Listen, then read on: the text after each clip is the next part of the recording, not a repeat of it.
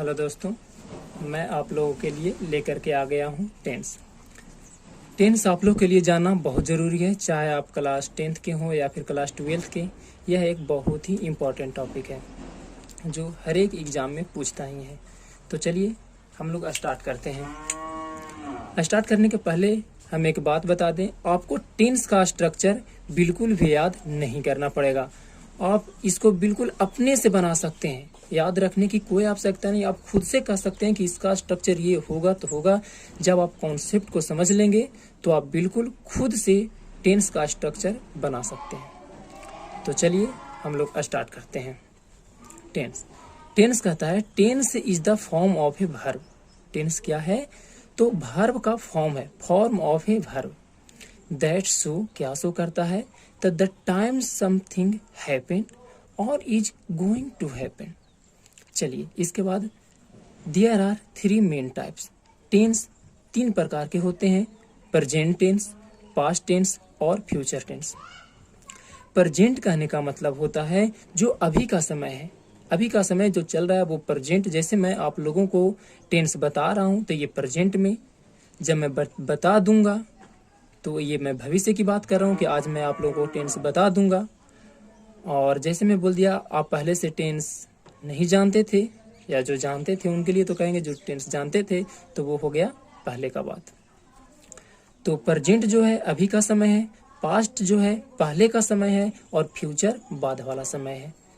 तो आप समझ गए होंगे प्रेजेंट टेंस। हम इसका डिफिनेशन नहीं लिखे हैं क्योंकि यह बहुत आसानी से आप समझ सकते हैं। प्रेजेंट टेंस कहने का मतलब अभी का जो समय है वो प्रेजेंट है, और अभी के जो पहले वाला जो बीत चुका है उसको पास्ट टेंस कहते हैं, और जो भविष्य में होने वाला है उसको फ्यूचर टेंस कहते हैं। प्रत्येक टेंस को ना 4 फॉर्म में बांटा गया है, सिंपल या इंडेफिनिट, दूसरा कंटिन्यूअस, तीसरा परफेक्ट और चौथा परफेक्ट कंटिन्यूअस। हम इसका डिफिनेशन किसी का नहीं लिखे हैं ताकि आप इसके खुद से याद कर सकते हैं। और टेंस बिल्कुल एक पेज में आपका टेंस खत्म। टेंस को याद करने के लिए उतना आवश्यकता नहीं पड़ेगा, टेंस बस यही एक पेज है, और थोड़ा सा और कुछ कॉन्सेप्ट है जो बनाने में आपका यूज होगा, उसको हम बता देंगे, लेकिन बस टेंस इतना ही में खत्म। सिंपल टेंस या इंडेफिनिट टेंस किसको कहते हैं? तो नाम से ही पता चल रहा है इंडेफिनिट। इंडेफिनिट का मतलब ही होता है पता नहीं चलना, अनिश्चितता, अनिश्चितता का बोध होना। मतलब जैसे कोई काम का पता न चले तो उसको हम लोग कहेंगे कि यह इंडेफिनिट टेंस है। जैसे हम बोल दें कि मैं पढ़ता हूँ, तो मैं पढ़ता हूँ कह देने से क्या पता चल रहा है कि यह काम हुआ है या नहीं हुआ है? तो नहीं पता चल रहा है। लेकिन हम बोलें कि मैं पढ़ रहा हूँ, तो क्या लग रहा है कि यह काम हो रहा है। तो इंडेफिनिट में काम का पता नहीं चलेगा, कंटिन्यूअस में काम चल रहा है, और परफेक्ट में काम पूरा हो जाएगा, और परफेक्ट कंटिन्यूअस में काम चलता रहेगा लेकिन समय के साथ। तो आपको बस ध्यान में रखना है कि इंडेफिनिट टेंस किसे कहते हैं। तो बस कुछ नहीं, जिसमें काम का पता नहीं चलेगा इंडेफिनिट, काम चल रहा है तो कंटिन्यूअस, और काम पूरा हो चुका है तो उसको कहेंगे वो परफेक्ट है। जैसे हम आपको बहुत सारे एग्जाम्पल लेंगे और सारा का सारा समझ में आएगा। एक और चीज देखिए, ये जो हम इंग्लिश में पहचान लिखे हैं यही आपका पूरा का पूरा स्ट्रक्चर बनाने में मदद करेगा। आपको हमें याद करने के लिए बस यही वाला फैक्ट बोल रहे हैं, इतना आप याद कर लीजिए, फिर आपका स्ट्रक्चर कंप्लीट। आप अपना स्ट्रक्चर खुद बना सकते हैं टेंस का, और वो भी सिर्फ अफर्मेटिव का ही नहीं, बाकी 5 और आप नेगेटिव का बना सकते हैं, इंट्रोगेटिव का बना सकते हैं, WH इंट्रोगेटिव बना सकते हैं, WH नेगेटिव बना सकते हैं, इंट्रोगेटिव नेगेटिव बना सकते हैं। सारा स्ट्रक्चर हर एक टेंस का 6 स्ट्रक्चर बना सकते हैं, बस इतना सा बात याद कर लेने के बाद। तो हम आपको एक सजेशन देंगे कि आप वीडियो को रोकें और पहले इस चीज को याद कर लें। चलिए हम इसको समझाते हैं कैसे याद करना है। जैसे इंडेफिनिट के बारे में हम बोले कि इंडेफिनिट टेंस में वर्ब कौन रहेगा, तो चाहे वो प्रेजेंट इंडेफिनिट हो चाहे फ्यूचर इंडेफिनिट हो, उसमें हमेशा क्या होगा? V1 का प्रयोग होगा। एक पास्ट इंडेफिनिट में एक्सेप्शन है कि इसमें कौन सा वर्ब प्रयोग होता है, तो इसमें V2 होता है। पास्ट इंडेफिनिट में V2 प्रयोग होता है, लेकिन सिर्फ अफर्मेटिव में। जहां भी कंटिन्यूअस टेंस दिखे, चाहे वो प्रेजेंट कंटिन्यूअस रहे, चाहे पास्ट कंटिन्यूअस रहे या फिर फ्यूचर कंटिन्यूअस रहे, उसमें जब प्रयोग होगा तो कौन सा? V4। इसके बाद परफेक्ट में, तो चाहे प्रेजेंट परफेक्ट रहे, चाहे पास्ट परफेक्ट रहे, चाहे फ्यूचर परफेक्ट रहे, जब आपका प्रयोग होगा तो कौन सा, V3। और परफेक्ट कंटिन्यूअस में कौन सा प्रयोग होगा, तो फ्यूचर परफेक्ट रहे, चाहे पास्ट परफेक्ट, चाहे प्रेजेंट परफेक्ट कंटिन्यूअस, चाहे पास्ट परफेक्ट कंटिन्यूअस, चाहे फ्यूचर परफेक्ट कंटिन्यूअस, उसमें आपका V4 प्रयोग होगा। अब आप सोच रहे होंगे कि हम आप लोगों को ये बातें पहले ही क्यों बता रहे हैं। तो आप लोग जानते होंगे कि जब भी हम लोग कोई भी सेंटेंस का स्ट्रक्चर देखते हैं तो वो उसमें 3 चीज जरूर होता है। एक सब्जेक्ट रहता है, दूसरा वर्ब रहता है और तीसरा ऑब्जेक्ट रहता है। जिसमें सब्जेक्ट और ऑब्जेक्ट सारे सेंटेंस में रहते हैं, तो जितना भी हम लोग स्ट्रक्चर लिखेंगे उसमें सब्जेक्ट और ऑब्जेक्ट तो लिखेंगे ही, और इसमें किसी को कोई दिक्कत नहीं होता है। दिक्कत होता है कि इस वर्ब की जगह पर क्या लिखें, क्योंकि वर्ब 2 तरह के हम लोग जानते हैं, एक एक्जुलियरी वर्ब और दूसरा एक्शन वर्ब, जिसको हम लोग मेन वर्ब भी कहते हैं। और यही प्रॉब्लम होता है कि एक्जुलियरी वर्ब क्या लें और मेन वर्ब क्या लिखें। तो मेन वर्ब का तो टेंशन हम अभी अभी खत्म कर दिए कि चाहे इंडिफिनिट कोई भी सा रहे उसमें V1 प्रयोग करेंगे।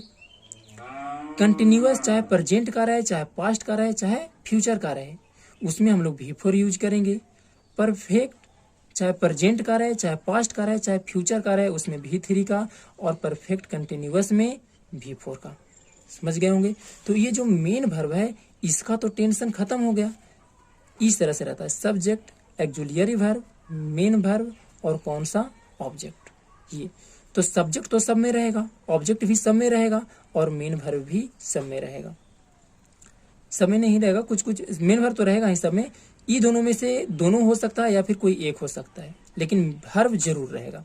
तो सब्जेक्ट तो सब में रहेगा, ऑब्जेक्ट सब में रहेगा। मेन वर्ब का टेंशन आपका खत्म कर दिए, क्योंकि हम बता दिए कि इंडिफिनिट कोई भी रहेगा तो V1, कंटिन्यूअस कोई भी रहेगा तो V4 और परफेक्ट कोई भी रहेगा तो V3। और परफेक्ट कंटिन्यूअस चाहे किसी का भी रहे, प्रेजेंट का, पास्ट का, फ्यूचर का, उसमें V4 का प्रयोग करेंगे। सिर्फ एक आप लोग को एक्सेप्शन में याद रखना है कि पास्ट इंडिफिनिट में V2 का इस्तेमाल होता है, और वो भी सिर्फ अफर्मेटिव में। ठीक है, चलिए तो आगे स्टार्ट करते हैं। प्रेजेंट इंडिफिनिट में कौन सा एक्जुलियरी वर्ब रहता है, डू डज। प्रेजेंट कंटिन्यूअस में is, am, are.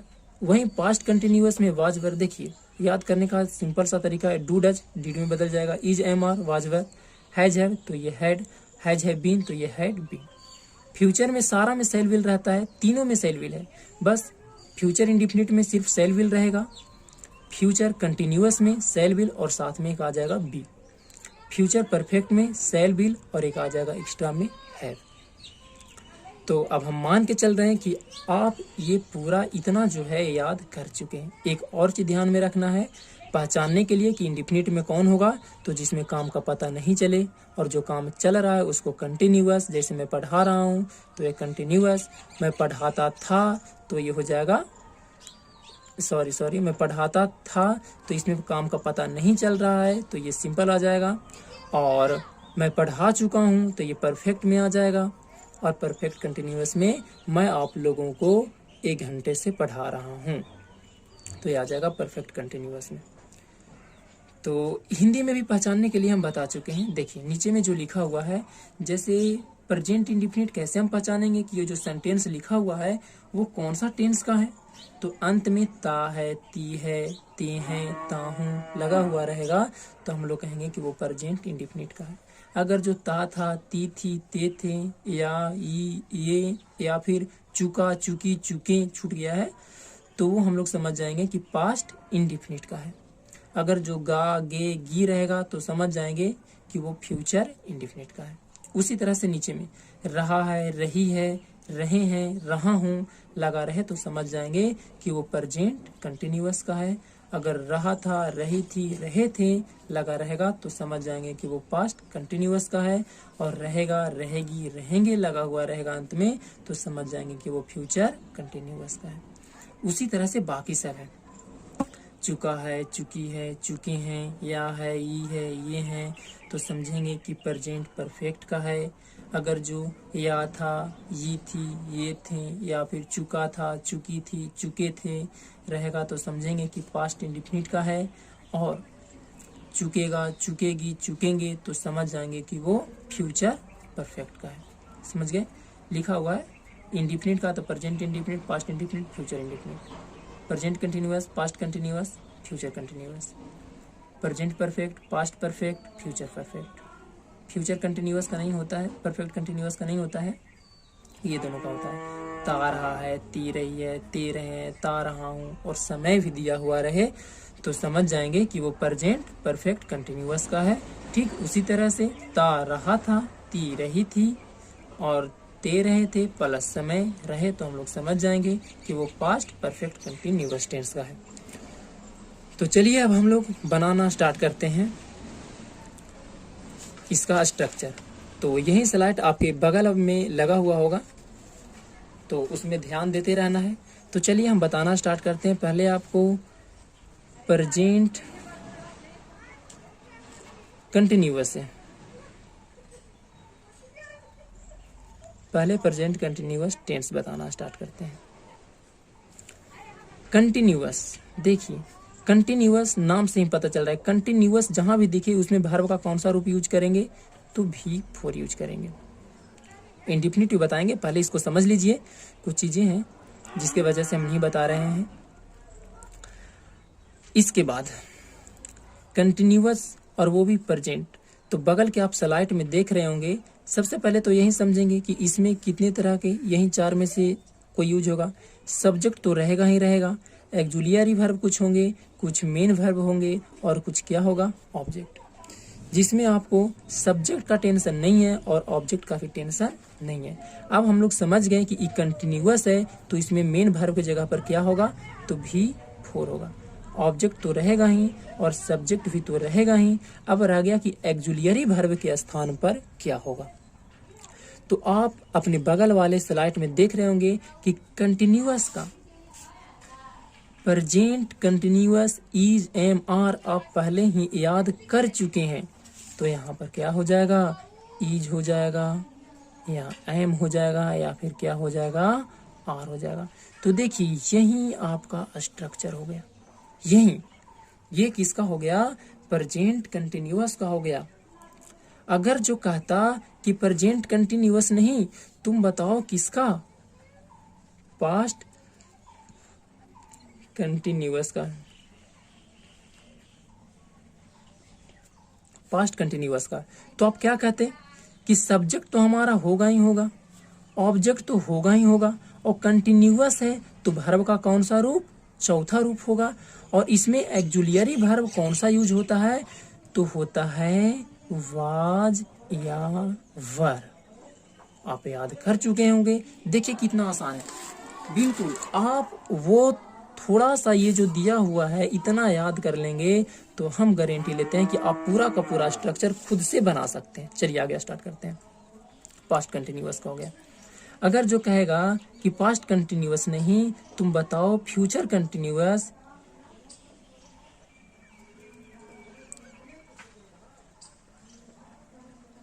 Future continuous tense का, तो आप क्या लिखेंगे, कहेंगे सब्जेक्ट तो होगा ही होगा, ऑब्जेक्ट तो होगा ही होगा। अब कंटिन्यूअस है तो V4 हो जाएगा। अब इसमें एक्जुलियरी वर्ब कौन सा, तो याद आप कर चुके होंगे, सेल होता है, विल होता है और प्लस बी होता है। हम बाकी 5 भी बताएंगे, पहले एक समझ लीजिए एक एक इसका, इसके बाद हम बताएंगे। अगर जो आपको कहेगा कि ये तो कंटिन्यूअस को हो गया, अब इसके बाद हम लोग देखते हैं परफेक्ट का। कहेगा कि तुम बताओ प्रेजेंट परफेक्ट का, प्रेजेंट परफेक्ट टेंस का बताओ, तो क्या कहेंगे, सब्जेक्ट तो सब में होगा ही होगा, ऑब्जेक्ट तो सब में होगा ही होगा। अब यहाँ पर देखिए परफेक्ट है तो हम लोग को सोचना है कि एक्जुलियरी वर्ब और मेन वर्ब के स्थान पर क्या होगा। अब यहाँ है परफेक्ट, तो जैसे ही देखें परफेक्ट तो इसमें वर्ब का कौन सा रूप, तीसरा रूप इस्तेमाल होता है। तो ऑब्जेक्ट का तो झंझट और सब्जेक्ट का झंझट तो था ही नहीं, अब मेन वर्ब का भी झंझट खत्म। यहाँ पर हो गया V3, क्योंकि परफेक्ट है तो यहाँ पर क्या हो जाएगा, V3। अब रह गया एक्जुलियरी वर्ब, और आप एक्जुलियरी वर्ब भी याद कर चुके हैं।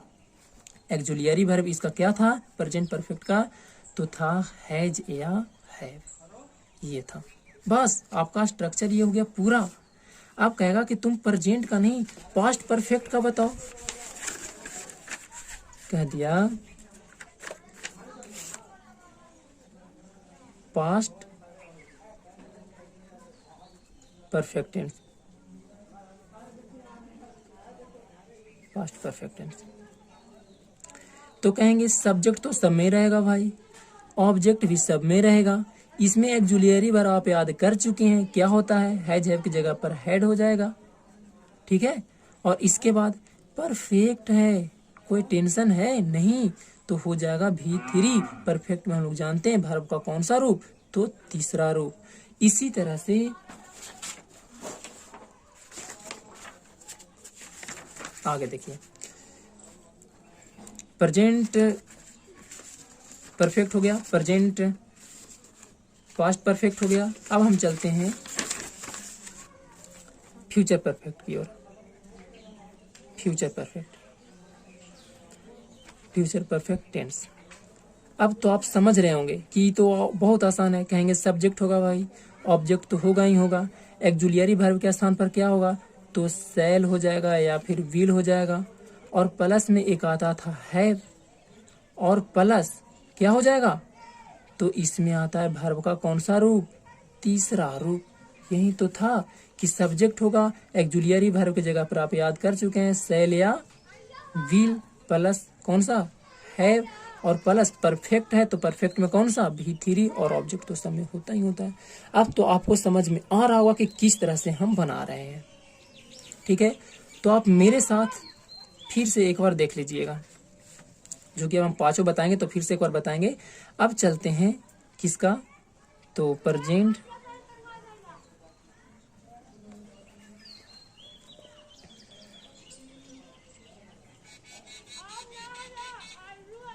प्रेजेंट परफेक्ट कंटिन्यूअस का, कंटिन्यूअस टेंस।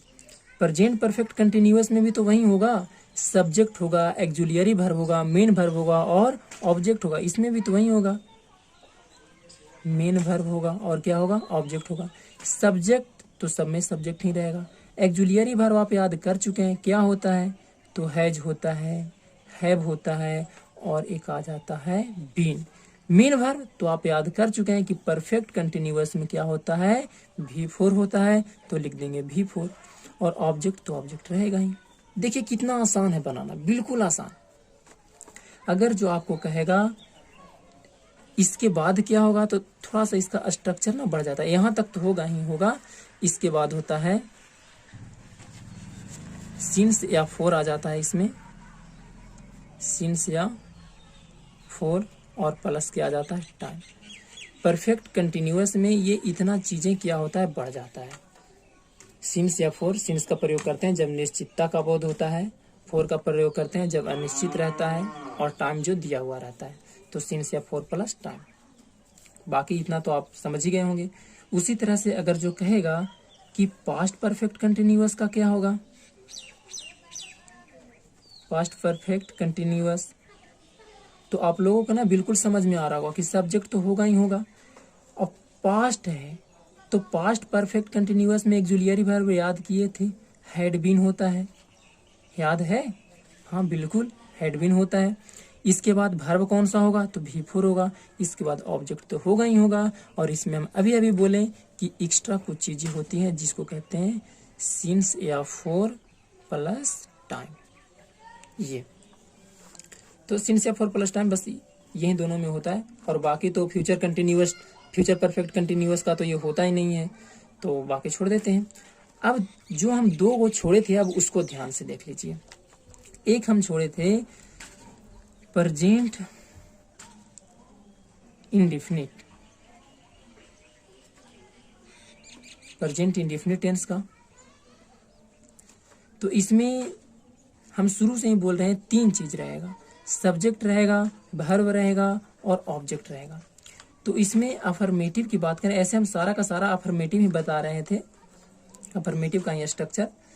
तो सब्जेक्ट तो रहेगा ही रहेगा, और वर्ब का कौन सा रूप, पहला रूप। डू डज का जो प्रयोग होता है वो बाकी सारे स्ट्रक्चर में होगा, बाकी 5 में होगा, लेकिन इस अफर्मेटिव में नहीं होता है। V1 आप कहेंगे कि इसमें तो V5 का भी प्रयोग होता है, तो हाँ बिल्कुल होता है। ये किसके अनुसार आता है? तो सब्जेक्ट के अनुसार आता है। हम लोग एक बात जानते हैं कि वर्ब जो है हमेशा किसके अनुसार आता है? सब्जेक्ट के अनुसार आता है। अगर जो सब्जेक्ट सिंगुलर है तो वर्ब भी सिंगुलर होगा, और अगर जो सब्जेक्ट प्लूरल है तो वर्ब भी प्लूरल होगा। ये देखिए स्ट्रक्चर होता है किसका? अफर्मेटिव का। हम आपको जानकारी के लिए बता दें कि जो V1 है वो क्या है? प्लूरल है, और जो V5 है वो क्या है? सिंगुलर है। इसमें लोगों को कन्फ्यूजन होता है, लेकिन कन्फ्यूजन की कोई बात नहीं। जब वर्ब में एस या एस लगता है तो वो सिंगुलर बन जाता है, जबकि नाउन में एस या एस लगता है तो वो प्लूरल बन जाता है। तो चलिए इसके बाद अब हम लोग फिर से स्टार्ट करते हैं।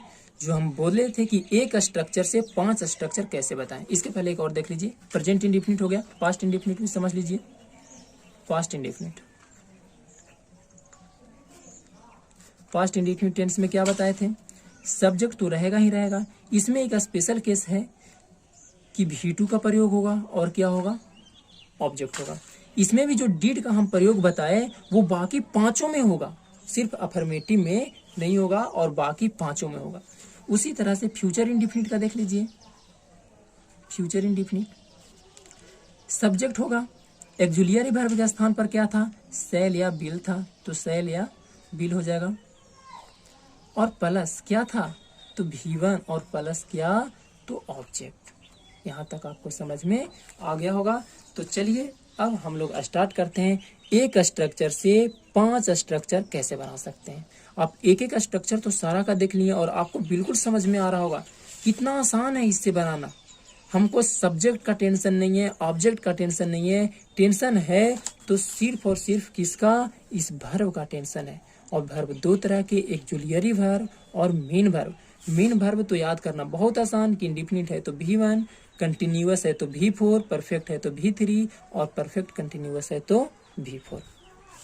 एक जूलियरी वर्ब भी आप याद कर चुके हैं, तो हम उम्मीद करते हैं कि आपको बनाना आ गया होगा। चलिए तो इसके बाद हम लोग स्टार्ट करते हैं एक स्ट्रक्चर से 5 स्ट्रक्चर बनाना। आप लोग खुद ना बना सकते हैं। देखिए कैसे। जैसे हम पहला स्टार्ट करते हैं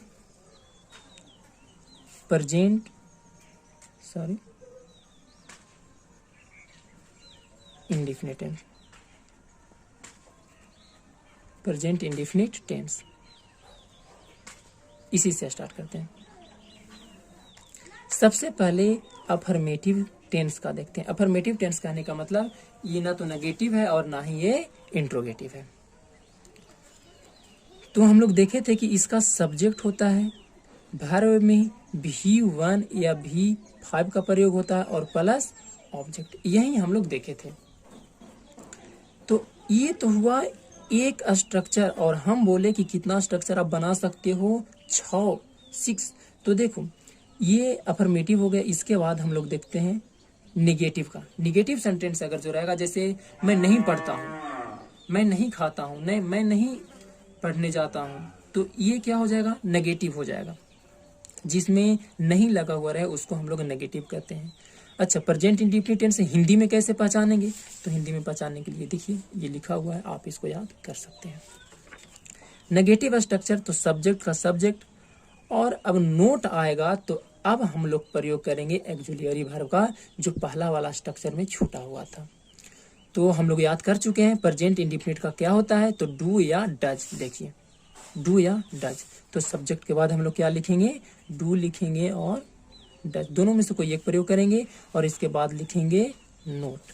इसके बाद V1, अब V5 नहीं, V1, और इसके बाद ऑब्जेक्ट। ये हो गया किसका? नेगेटिव का हो गया।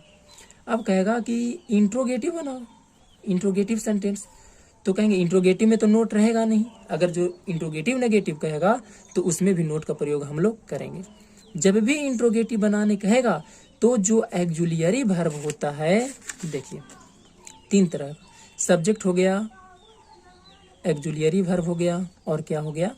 मेन वर्ब हो गया, और एक हो गया ऑब्जेक्ट। तो जब भी इंट्रोगेटिव कहेगा तो उसमें एक्जुलियरी वर्ब कहाँ आ जाते हैं?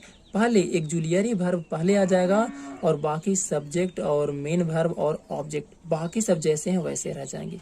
तो इस तरह का सेंटेंस को हम लोग कहते हैं क्या? इंट्रोगेटिव। अब इसका इंट्रोगेटिव बनाना है तो डू डज कहाँ आ जाएगा, पहले आ जाएगा सारा में, ऐसा नहीं कि सिर्फ इसमें, सारा में यही कॉन्सेप्ट है। तो डू हो गया, डज हो गया, ये पहले आ गया, सब्जेक्ट का सब्जेक्ट लिख दिए, और V1 तो होता ही है, और ऑब्जेक्ट तो ऑब्जेक्ट रहेगा ही। तो ये हो गया इंट्रोगेटिव। अगर जो कहेगा कि इसका नेगेटिव बनाओ, इंट्रोगेटिव का भी नेगेटिव बनाओ, तो कैसे बनाओगे? जैसे एक एग्जांपल दे देगा कि क्या तुम नहीं पढ़ते हो, तो इसमें तो दोनों चीज आ गया, इंट्रोगेटिव भी है और नेगेटिव भी है। तो इसका कहेंगे कि हाँ बना सकते हैं, डू या डज प्लस। अब देखिए इसमें नोट को दो जगह लिख सकते हैं, डू डज के बाद भी लिख सकते हैं और सब्जेक्ट के बाद भी लिख सकते हैं। डू डज के बाद लिखना है तो डजंट लिखाएगा, डोंट लिखाएगा, एक साथ जैसे ऐसे लिखाता है, इस तरह से आपको लिखना पड़ेगा। और आप चाहते हैं कि पूरा पूरा नोट लिखें तो उसके लिए कहाँ लिखना पड़ेगा, सब्जेक्ट के बाद में लिखना पड़ेगा, प्लस V1 प्लस ऑब्जेक्ट, बाकी सेम। अच्छा, आपको कहेगा कि WH वाला रहेगा, तब इसका हम कैसे बनाएंगे? तो कहेंगे कुछ नहीं, जो WH वर्ड रहेगा तो हम उसको क्या करेंगे, शुरू में जोड़ देंगे, और बाकी इंट्रोगेटिव का स्ट्रक्चर यही न है, तो सेम टू सेम इसको लिख देंगे, प्लस सब्जेक्ट प्लस V1 और प्लस ऑब्जेक्ट। इसमें नोट ऑफ इंट्रोगेशन हम लोग दे सकते हैं प्लस में, ठीक है। अगर जो इसका नेगेटिव कहा कि WH नेगेटिव बनाओ, WH नेगेटिव, तो कहेंगे WH रहेगा प्लस डू या डज होगा, इसके बाद भी नोट लगा सकते हैं, और नहीं तो फिर किसके बाद, सब्जेक्ट के बाद में नोट लगाएंगे, और plus V1 plus object plus not of interrogation. तो ये हो गया, हुआ 6, 1 2 3 4 5 और 6। और बिल्कुल इसको याद करने में कोई जरूरी नहीं इसको याद करने का, आप बिल्कुल इसको अपने से लिख सकते हैं, दम अपने से खुद से लिख सकते हैं। जैसे देखिए अब हम अगला का 6 लिख करके बताते हैं, इस बार आप सीख जाइएगा बढ़िया से। हम बताते हैं किसका, प्रेजेंट कंटिन्यूअस का, प्रेजेंट कंटिन्यूअस टेंस। सबसे पहले इसका अफर्मेटिव जो हम पहले बता चुके थे उसी को लिखते हैं। तो सब्जेक्ट तो लिखने में किसी को कोई प्रॉब्लम नहीं, एक्जुलियरी वर्ब इसका याद कर चुके हैं कि इज होता है, एम होता है, और क्या होता है, आर होता है। इसके बाद कंटिन्यूअस है तो इसमें कौन सा, तो V4 का प्रयोग होगा, तो लिख देंगे V4, और प्लस ऑब्जेक्ट तो रहेगा ही। देखिए इसका बनाना कितना आसान, अगर जो कहेगा निगेटिव बनाओ तो कहेंगे subject is am are plus not और प्लस V4 प्लस ऑब्जेक्ट। कुछ किए नहीं, इज एम आर के बाद क्या लिख दिए, नोट। लेकिन कहेगा निगेटिव इंट्रोगेटिव बनाओ, इंट्रोगेटिव बनाओ, तो क्या कहेंगे, कहेंगे कि एक्जुलियरी वर्ब कहाँ जाएगा, पहले तुरंत अभी बताए थे, देखिए यहाँ एक्जुलियरी वर्ब कहाँ जाएगा, पहले, और इसका एक्जुलियरी वर्ब क्या है, इज एम आर है, इज एम आर कहाँ जाएगा, तो इज एम आर, ये आ जाएगा पहले, सब्जेक्ट आ गया बाद में, बाकी जैसे है वैसे लिख देंगे, हो गया खत्म। ये हो गया इंट्रोगेटिव। अब कहेगा इंट्रोगेटिव का नेगेटिव बनाओ, तो सिंपल वही रूल यार, वही सेम टू सेम, इज हो जाएगा, एम हो जाएगा, आर हो जाएगा, इसके बाद भी नोट लिख सकते हैं, और नहीं तो सब्जेक्ट के बाद नोट लिखेंगे, और V4 प्लस ऑब्जेक्ट। क्या कोई परेशानी हो रहा है? अगर परेशानी हो रहा है तो आप बढ़िया से ध्यान से देखिए, नहीं तो हम उम्मीद करते हैं कि आप समझ गए होंगे। अगर जो कहेगा WH वर्ड बनाओ, तो कहें कुछ नहीं, ये इंट्रोगेटिव जो बनाए थे ना उसमें WH खाली पहले आ जाएगा, बस इज हो गया, एम हो गया, और आर हो गया, plus subject plus V4 plus object plus not of interrogation. उसी तरह से अगर जो कहेगा कि WH निगेटिव बनाओ, तो क्या कहेंगे, तो कहेंगे पहले जैसा ही कर देंगे, WH plus is am are plus subject plus not plus V4 plus object plus not of interrogation. हम आपसे अब उम्मीद कर रहे होंगे कि आप बिल्कुल अब बनाना सीख गए होंगे। सबसे पहले अफर्मेटिव का स्ट्रक्चर लिखना है, और इससे सारा का लिख देंगे, सारा का सारा। अब चलिए हम अगला लिखते हैं। अब तो आप कह रहे होंगे कि अब बस कीजिए, अब सीख गए, अब तो खुद से लिख लेंगे, थोड़ा सा देख लीजिए। अब देखते हैं प्रेजेंट परफेक्ट का, present perfect tense. Present perfect tense में अफर्मेटिव इसका क्या लिखे थे, तो सब्जेक्ट। और परफेक्ट है तो परफेक्ट का एक्जुलियरी वर्ब होता है हैज या हैव प्लस। परफेक्ट है कौन सा वर्ब होगा, कौन सा वर्ब का कौन सा फॉर्म, तो भी थ्री। काम पूरा हो चुका है ना, तो काम पूरा हो चुका है तो परफेक्ट, परफेक्ट में भी थ्री और प्लस ऑब्जेक्ट तो सब में रहता ही है, बस खत्म। अगर कहेगा कि निगेटिव बनाओ तो कहेंगे सब्जेक्ट प्लस हैज या हैव प्लस नोट प्लस भी थ्री प्लस ऑब्जेक्ट। कहेगा कि इंट्रोगेटिव बनाओ तो कहेंगे कि ये जो हेल्पिंग वर्ब है, एक्जुलियरी वर्ब है, वो कहाँ आ जाएगा, तो सेंटेंस के पहले आ जाएगा, तो हो जाएगा हैज या हैज या हैव प्लस सब्जेक्ट प्लस भी three plus object plus not of interrogation. Negative उसी तरह से, निगेटिव इसका छोड़ देते हैं, इंट्रोगेटिव नेगेटिव। अगर जो WH वर्ड वाला कहेगा बनाने के लिए तो कहेंगे शुरू में ही WH जोड़ देंगे, हैज हो जाएगा, हैव हो जाएगा प्लस सब्जेक्ट हो जाएगा, भी थ्री हो जाएगा और प्लस ऑब्जेक्ट हो जाएगा। अब हम उम्मीद करते हैं कि आप समझ रहे होंगे। ये तो हो गया प्रेजेंट का तीनों, और एक रह गया प्रेजेंट परफेक्ट कंटिन्यूअस, तो आप उसका भी बना सकते हैं। एक और देख लेते हैं, इसके बाद बाकी इसी तरह से जैसे एक और चीज में समझा देते हैं। अब इतना लिख ही दिए हैं तो ये तो था प्रेजेंट इंडेफिनिट का। अगर जो पास्ट इंडेफिनिट का बात, यहाँ तक तो हम लोग देख लिए, तो चलिए अब हम लोग एक और जो बच गया है पास्ट इंडेफिनिट टेंस, उसका हम लोग देख लेते हैं। पास्ट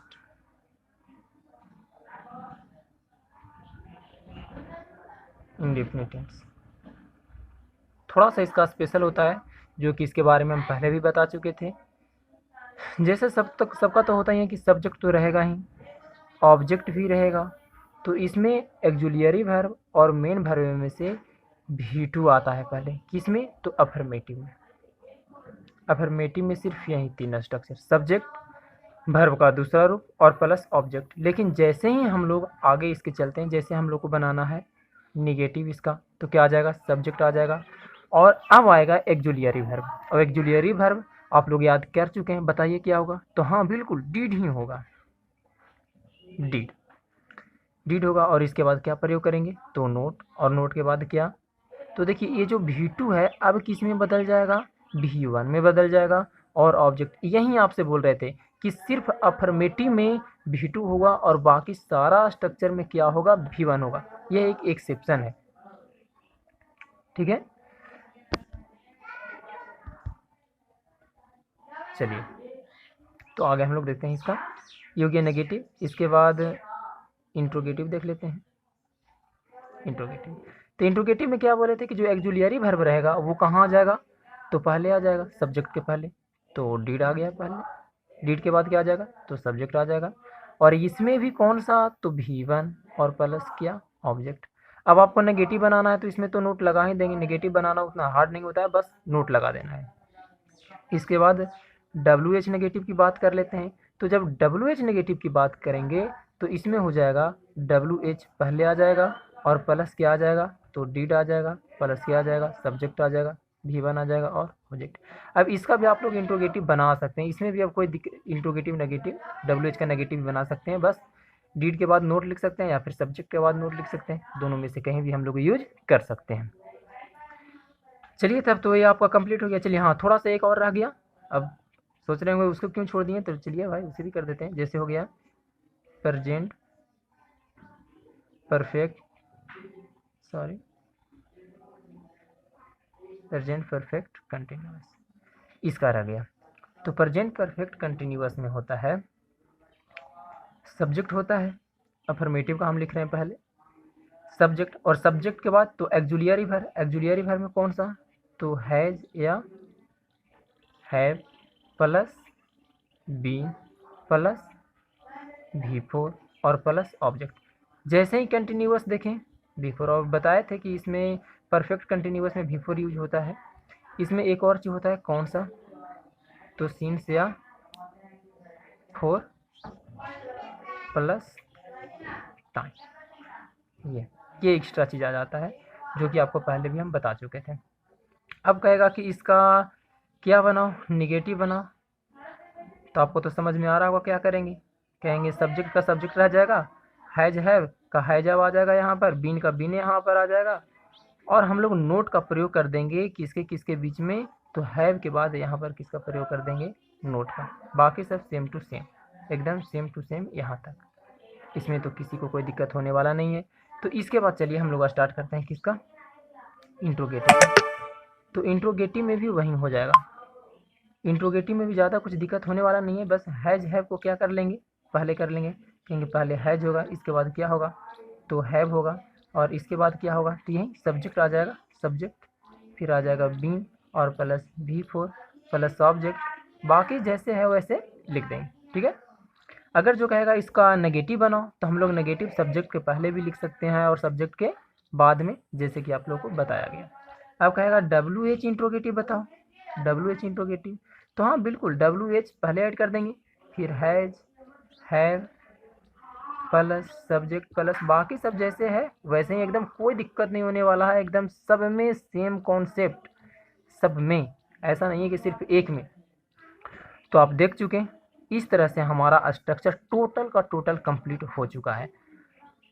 अब आप शायद समझ गए होंगे कि हम लोग का स्ट्रक्चर याद करने की कोई आवश्यकता नहीं है, बस याद करना है तो सिर्फ थोड़ा सा, और वो है ये आपको याद करना है, बस इतना सा। इतना अगर जो आप याद कर लेते हैं तो आपको जो स्ट्रक्चर है वो रटने की आवश्यकता नहीं है, जिसके बारे में हम पहले भी बता चुके हैं। ये हो गया, ये पूरा का पूरा। अगर जो हिंदी वाला भी आपको समझना है तो हिंदी में भी ये, और एक और वीडियो हम लेकर के आएंगे जिसमें पूरा का पूरा हम क्या डिटेल उसमें करेंगे, तो ट्रांसलेशन बनाएंगे और बताएंगे कि कैसे इसको बनाया जाता है ट्रांसलेशन को। उसके लिए आपका इस्तेमाल होगा ये, इसमें हम लिख दिए हैं कि कुछ सिंगुलर सब्जेक्ट है और कुछ प्लूरल सब्जेक्ट है। सिंगुलर सब्जेक्ट और प्लूरल सब्जेक्ट, सिंगुलर वर्ब और प्लूरल वर्ब। एक और हमेशा याद रखना है क्या, तो एक नोट पॉइंट कि वर्ब हमेशा किसके अनुसार आता है, सब्जेक्ट के अनुसार आता है। वर्ब हमेशा सब्जेक्ट के अनुसार आता है। अगर जो वर्ब सिंगुलर है, सब्जेक्ट सिंगुलर है, तो वर्ब भी कैसा होगा, सिंगुलर होगा। अगर जो सब्जेक्ट प्लूरल है तो वर्ब भी कैसा होगा, प्लूरल होगा।